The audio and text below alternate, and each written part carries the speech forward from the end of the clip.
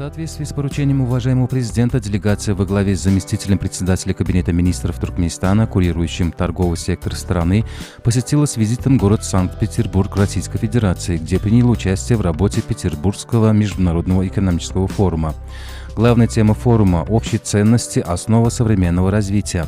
Это свидетельствует о том, что на форуме, проводимом с участием делегаций более 50 стран мира, уделяется большое внимание решению вопросов общечеловеческого значения.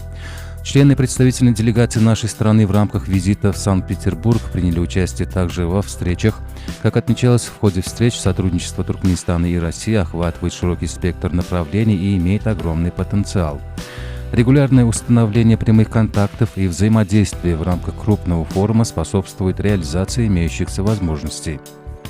Регулярный характер встреч, проходящих в активном и продуктивном ключе, способствует дальнейшему укреплению двусторонних отношений и добрососедского туркмено-российского сотрудничества в целом.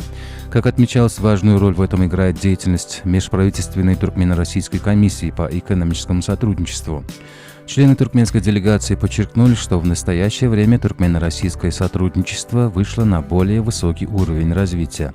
Как отмечалось, плодотворные контакты способствуют дальнейшему развитию эффективного взаимодействия с Российской Федерацией в торгово-экономической и культурно-гуманитарной сферах. Это является наглядным отражением практической реализации договоренностей, достигнутых по итогам встреч на высшем уровне. В этой связи была отмечена значимость регулярного осуществления взаимных визитов в укреплении двусторонних отношений.